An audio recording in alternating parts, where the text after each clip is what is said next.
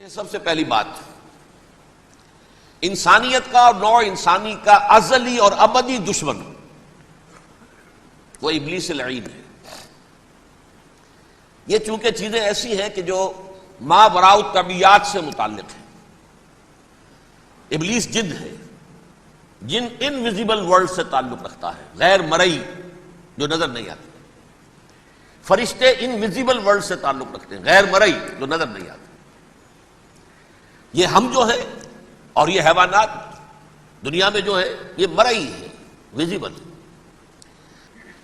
اب یہاں مسئلہ پڑ گیا، بڑا پرپیچ مسئلہ۔ اللہ تعالیٰ نے پہلے انسانی ارواح کو پیدا کیا نور سے، پھر نار سے پیدا کیا، نار سے آگ سے جنات کو، پھر مٹی سے بنایا، آدم کا حیولہ، اس میں روح پھونک دی، اب آدم بن گئے۔ اعلان یہ کر دیا کہ خلافت ارضی جو ہے وہ آدم کو عطا کی جا رہی ہے۔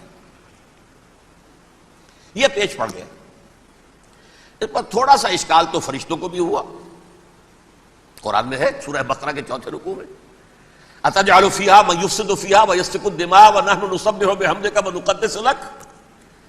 پروردگار اس آدم کو تو خلافت دے رہا ہے، زمین کے اندر اختیار دے دے گا، یہ تو فساد کرے گا، خوریزی کرے گا، ہم تیری تسبیح و تحمید میں لگے ہوئے ہیں، جو بھی حکم ہو ارشاد ہو ہم بجا لاتے ہیں، تو ضرورت کیا ہے؟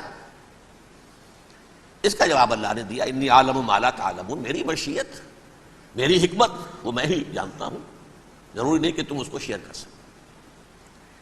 لیکن یہ جنات میں سے ایک جن تھا عزازیل۔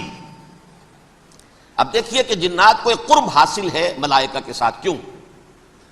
وہ نور سے پیدا کیے گئے، یہ نار سے پیدا کیے، کتنا قرب ہے دونوں میں۔ انسان پیدا کیا گیا مٹی سے، مٹی انرٹ ہے، آگ بھڑکتی ہے، اوپر اٹھتی ہے، شعلہ زنگ ہوتی ہے، انرجی ہے اس میں۔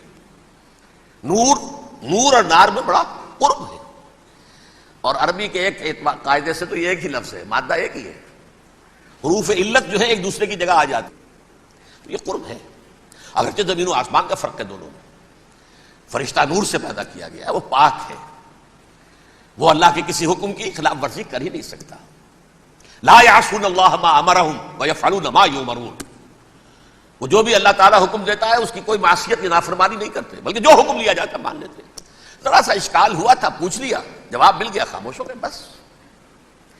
لیکن عزازیل نامی ایک جن تھا، جو ایک تو جن ہونے کی نسبت سے فرشتوں سے کچھ نہ کچھ مماثلت تھی، قرب تھا، دوسرے یہ علم میں، زہد میں، عبادت میں اتنا اونچا تھا، اتنا اونچا تھا، اتنا اونچا تھا کہ یہ ملائکہ ہی کے صف میں شامل ہو گیا۔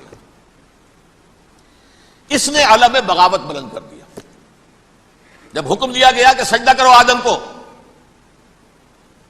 اب یہ دیکھیے کس قدر یہ اہم مضمون ہے، اور آپ سوچ رہے ہیں یہ باتیں آج پہلی مرتبہ ہمیں اس طرح سنائی جا رہی ہیں، یہ باتیں تو علم میں آتی نہیں ہمارے۔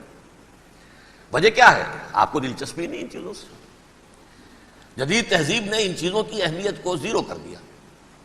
قرآن میں اہمیت کا کیا عالم ہے؟ 7 جگہ یہ مضمون قرآن میں آیا ہے کہ فرشتوں کو ہم نے حکم دیا سجدہ کرو آدم کو، سب نے سجدہ کیا۔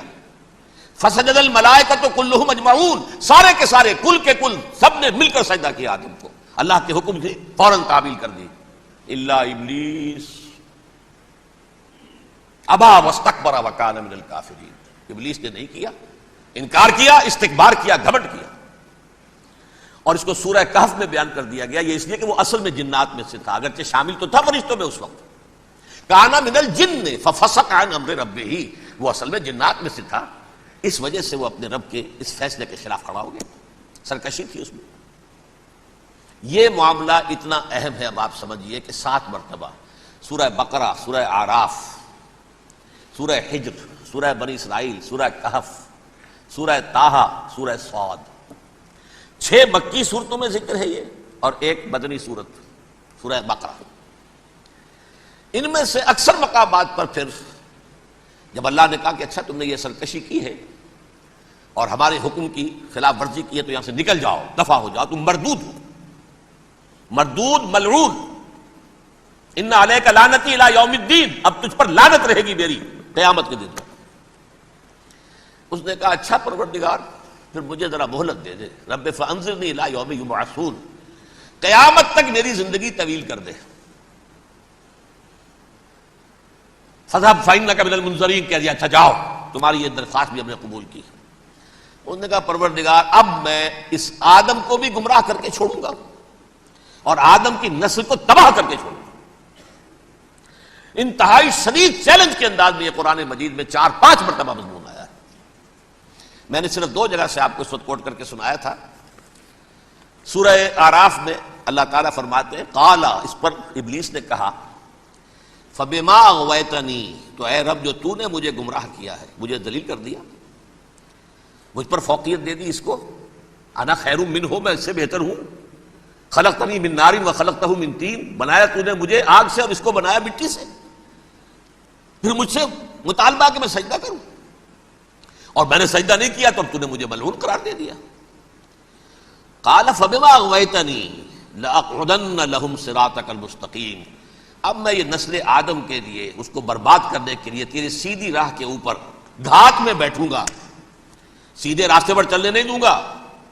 ثم لآتینہم من بین ایدیہم، پھر میں ان پر حملہ آور ہوں گا، ان کے سامنے سے بھی، ومن خلفہم، ان کے پیچھے سے بھی، وعن ایمانہم، ان کے داہنی جانب سے بھی، وعن شمائلہم، ان کے بائیں جانب سے بھی، ولا تجد اکثرہم شاکرین، اور تو دیکھے گا کہ ان کی اکثریت تیری شکر گزار بندوں پر مشتمل نہیں ہوگی۔ یہ چیلنج تھا۔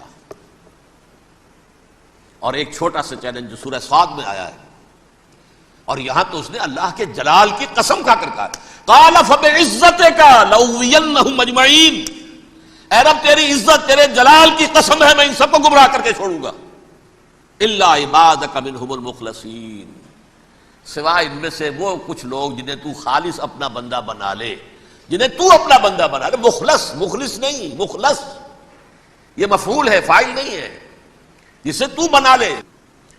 بعض لوگوں کو اللہ چن لیتا ہے، ہو اجتباکم، تمہیں چن لیا ہے، استفاء، اجتباء، بس وہ بچیں گے جن کو تو اپنی خاص امان میں لے لے گا، باقی میں سب کو گمراہ کر کے چھوڑوں گا۔